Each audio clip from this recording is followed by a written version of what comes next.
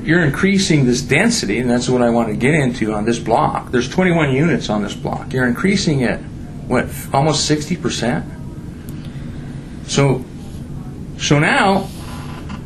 So, Brian, you understand that there are certain property rights that are Yes, associated I understand. with Oh, man, I'm a big property right and by saying, you obviously know it's not Jeff and Chris, Yeah, right? yeah. But the property owner is taking advantage of the development rights that are entitled or that are associated with that property. Who's the developer, by the way? You know? Brian Gilbert, I think, is the developer. Brian Gilbert. So in terms of I mean, the different roles... You mean Steve Gilbert? So Steve Gilbert, yeah. Excuse me. So- He's the construction manager, right? But the actual developer, you know who he is? They are? The only applicant that we have on the application form is the architect. Okay. So... All right, thank you. So I guess I was just saying in terms of, the purpose of this conversation is really just to clarify how the code is being applied. And there are you have specific nuanced concerns related to the specific location and the existing conditions and that type of things, which are absolutely valid because that's the world you live in, that's the world your mother lives in, that's what you experience every day. But in terms of our role, the role that we play here in Development Services and CPD, is we are required to enforce and apply the zoning regulations. So the purpose of this meeting was just to describe for you how we do that process. Right.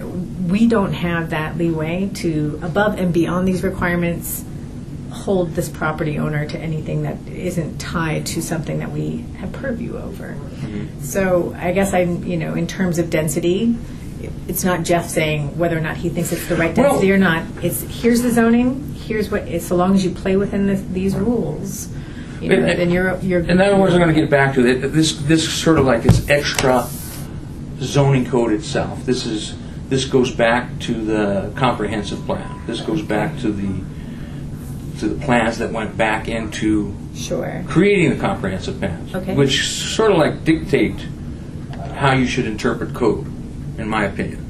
I mean, basically the zoning code is the fulfillment or implementation plan of the comprehensive plan, is it not? And Blueprint Denver and any other sort of neighborhood plans. There's a Greenprint Denver, there was MetroVision, there was this, and everything's and these since about 1965, and these, I think it was in response to a flood plan, the Kerrigan administration, they all agglomerated together and made a comprehensive plan. Right. Okay, so there were some specific goals in there, and one of those goals was to increase, from my reading, and you can see how accurate my reading is, so take that for whatever it's worth, because maybe I got anti this development tinted glasses on when I read stuff.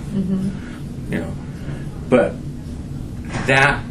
the density in these neighborhoods were supposed to be increased by 10% by 2035. It was supposed to be a mixed thing, and following the reactivation of the neighborhood centers, which I enjoy seeing. Every 6 blocks there's neighborhood centers here. But they were supposed to have 10% increase in residential and a 75% increase in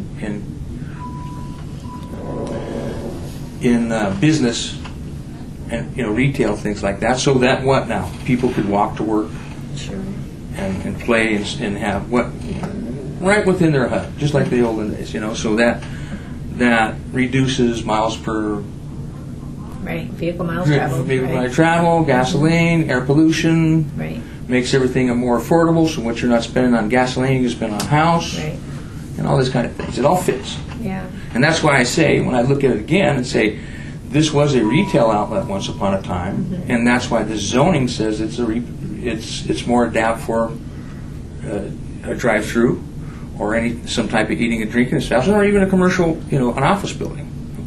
So that you can build up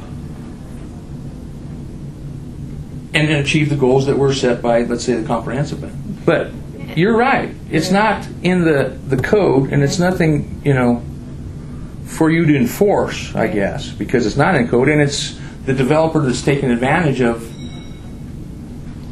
Right. You're suggesting that perhaps there's an overall cap to development within this area. Exactly. And I don't know that that's exactly the way that zoning works as a tool. Rather, what we've, there's a zoning district, there's a zoning designation that's applied to this area here in the red that affords each property owner independent development rights. So it's not like if this guy uses up all of the development, then this guy can't, right? So each one of them has their own individual. Yeah, but there's so if an you're exchange. Questioning whether or not the zone district is an appropriate sort of way to implement that vision, that's a legitimate conversation to have outside of a specific development proposal, which is what we're here this afternoon talking about. So I want to validate and hear and acknowledge that I hear what you're saying in terms of the overall what I'm saying your is, perception of a mismatch between the vision and then the actual implementation. I hear you, but I'll say that that's off the back of these guys here. But like I said, I want to validate and hear and acknowledge that I hear what you're saying in terms of the overall. What I'm saying is, I want to validate and hear and acknowledge that I hear what you're saying in terms of the overall. what I'm saying is,